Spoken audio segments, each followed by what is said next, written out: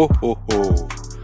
Joyeux amis et amoureux de la balle à couture, c'est le calendrier de l'Avent First Pitch et aujourd'hui c'est le J, Jérémy, qui va vous conter une histoire assez particulière, une histoire de son équipe de cœur, les Boston Red Sox, avec son fameux Green Monster.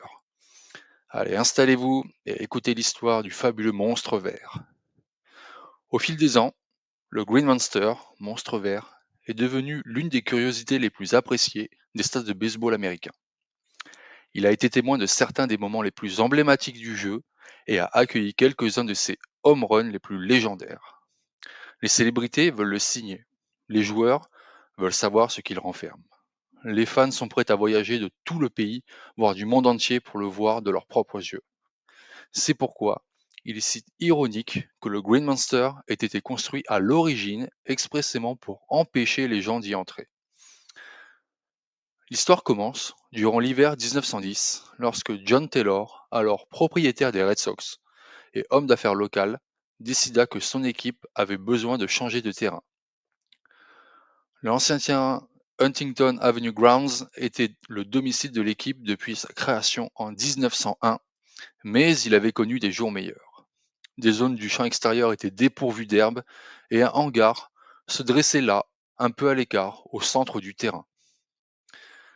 Ainsi, alors qu'il ne restait qu'un an de bail, Taylor commença à chercher un autre emplacement.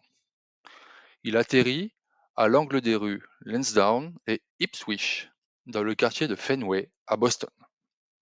Un terrain marécageux, auparavant inexploité, considérablement asséché depuis la fin du XIXe siècle.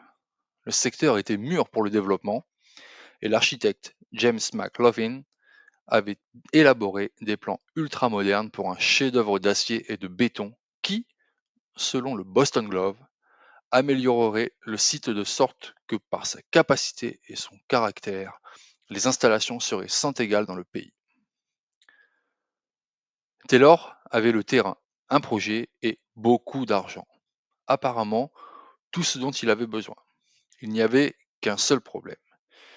Il craignait que les fans n'aient une vue imprenable depuis l'autre côté du champ gauche. À l'époque, les clôtures du champ extérieur ne mesuraient généralement que quelques pieds de haut. N'oublions pas que c'était l'ère du dead ball, où même frapper une balle qui approchait le mur était rare. Or, la rue Lansdowne abritait quelques immeubles assez hauts, ce qui, du moins selon Taylor, permettrait aux fans d'observer le match depuis leurs fenêtres ou leur toit. Il eut alors une idée. Une clôture de bois de 7,6 m de haut, s'étendant de l'autre côté du poteau du champ gauche jusqu'au mât du drapeau du champ central, garantissant ainsi que seuls les spectateurs munis d'un billet pourraient assister au match des Red Sox. Un petit talus, surnommé plus tard la falaise de Duffy, menait même à la clôture et offrait des places assises supplémentaires pour les spectateurs en surnombre. Mais ce n'est qu'en 1933, lorsqu'un incendie ravagea une grande partie du stade, que le mur, alors simplement appelé The Mur, The Wall, par les locaux, commença à ressembler au Green Monster que nous connaissons et aimons aujourd'hui. Il fut reconstruit en 1934 avec une base en béton et un tableau d'affichage manuel qui est toujours en service de nos jours. 13 ans plus tard, les publicités qui le recouvraient depuis le premier match furent retirées et il fut repeint de la même nuance de vert que le reste du stade, d'où son surnom, Green Monster. Dans les années 1930, ont également apporté une autre anecdote à la légende du Green Monster, un filet de 7 mètres de haut installé en 1936 au-dessus du mur afin d'empêcher les balles qui passaient par-dessus ce mur d'endommager les commerces de la rue Lansdowne.